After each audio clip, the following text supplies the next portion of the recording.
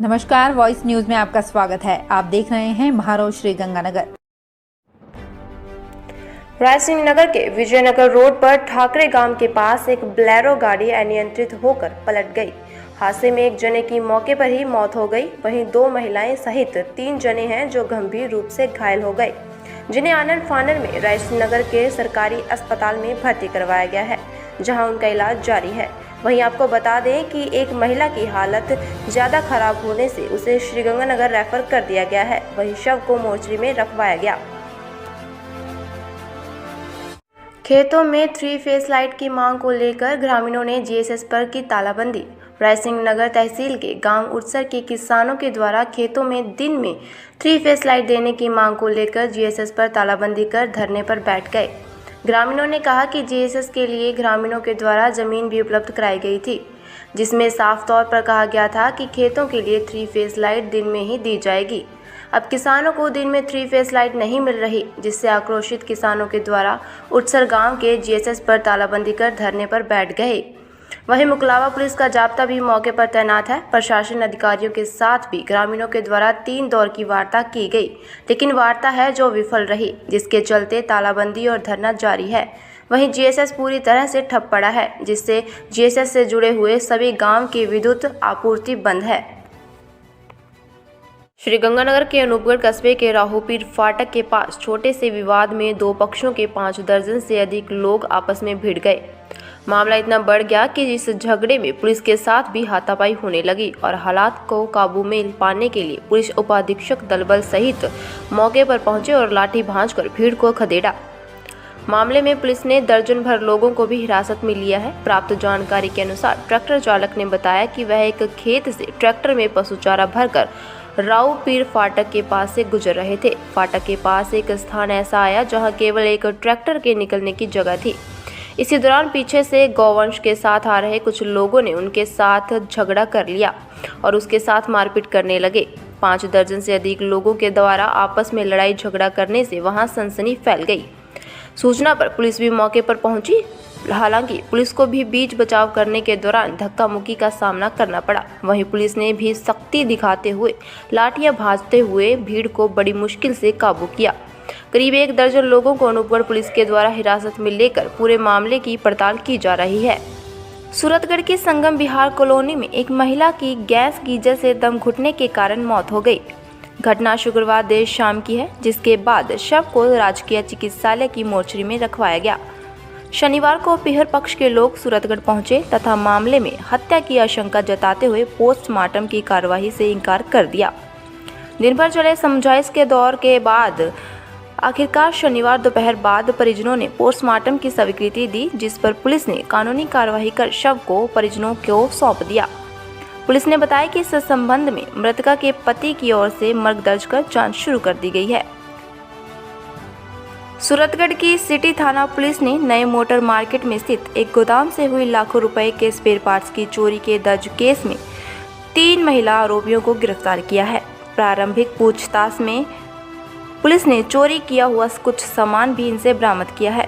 Police के मुताबिक आरोपी तीनों महिलाएं शातिर चोर हैं तथा करीब 2 माह से गोदाम में चोरी की वारदात को अंजाम दे रही थी।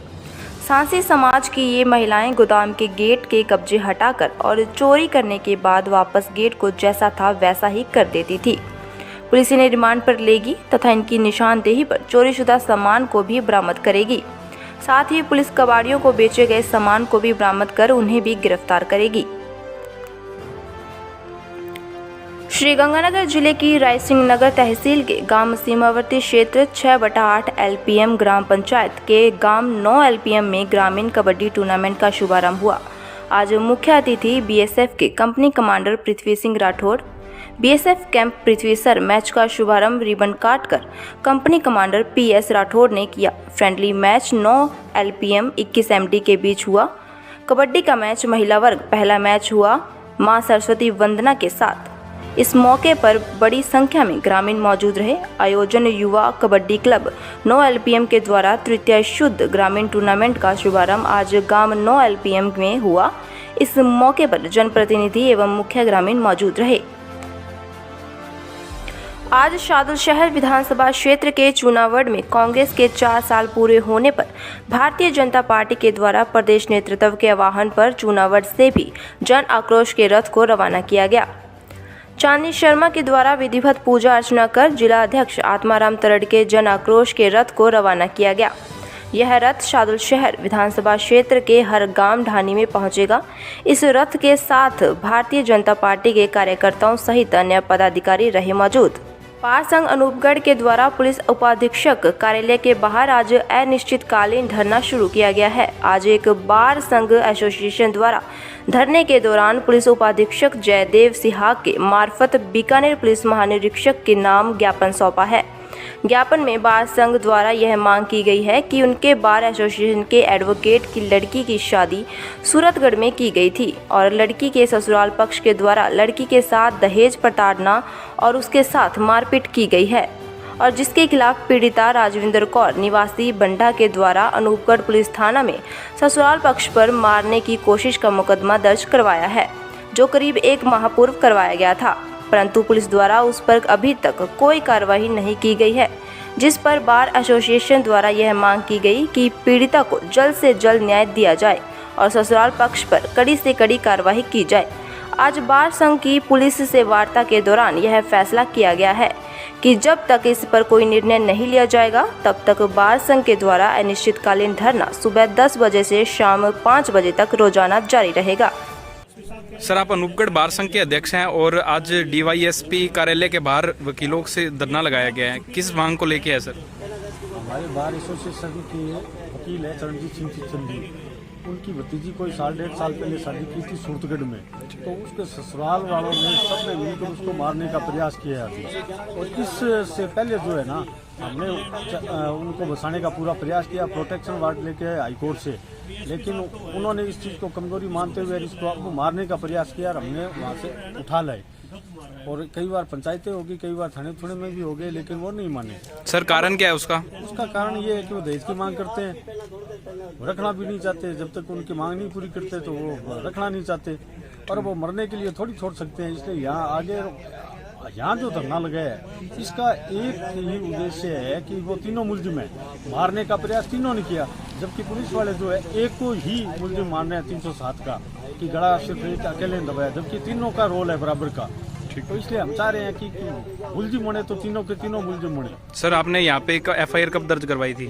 FIR कराए हुए लगभग 15-20 दिन हो गए, हाँ 20 दिन 25 दिन हो ही गए। ठीक है। अमूमन और 710 नंबर FIR है, तो ये रावला के खानूवाली से भारतीय जनता पार्टी के प्रदेश नेतृत्व के आह्वान पर पूरे प्रदेश में रविवार से जन आक्रोश यात्रा का आगाज हो गया। अनूपगढ़ विधानसभा क्षेत्र में जन आक्रोश यात्रा का आगाज भारत पाक सीमा से सटे खानूवाली गांव से किया गया। जन आक्रोश यात्रा में विधानसभा सहित जिला स्तरीय नेतागण मौजूद रहे। भारतीय जनता पार्टी के नेताओं ने जन आक्रोश यात्रा के माध्यम से कांग्रेस शासन में विगत 4 वर्षों में हुए विभिन्न अत्याचार सहित अनेक मुद्दों को उठाया। श्रीगंगानगर के लालगढ़ जाटान में आखिरकार 5 दिन बाद 9 वर्षीय बालिका का हुआ अंतिम संस्कार। आपको बता दें कि मंगलवार को शमशान घाट में 9 वर्षीय बालिका का शव मिला था, जिसके बाद ग्रामीणों के द्वारा लगातार शव के साथ धरना प्रदर्शन किया जा रहा था। इसके बाद प्रशासन के द्वारा ग्रामीणों की मांगें मानी गई और आज गमगीन माहौल में 9 वर्षीय बालिका का अंतिम संस्कार किया गया।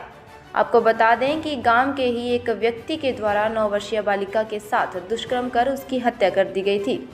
इस मामले में पुलिस ने आरोपी को 20 घंटे में ही गिरफ्तार कर लिया था, लेकिन ग्रामीणों की मांग थी कि लालगढ़ जाटान थाने का स्टाफ बदला जाए, जिस पर थानाधिकारी सहित 4 जनों को लाइन हाजिर कर दिया गया। समझौता होने के बाद आज अंतिम संस्कार हुआ।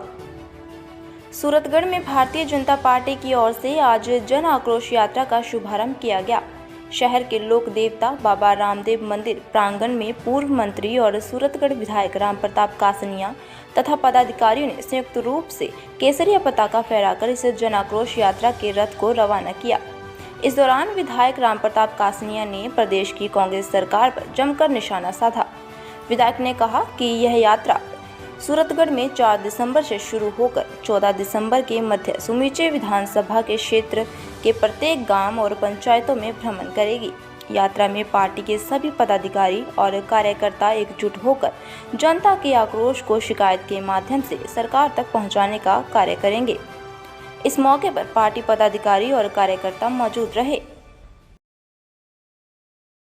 जानिए क्या है ज्योतिष, क्या कहती है आपकी कुंडली, क्या है समाधान शास्त्री परमानंद जी के साथ। देखिए सिर्फ वॉइस न्यूज पर। बहुत जल्द वॉइस न्यूज पर सितारों की माया।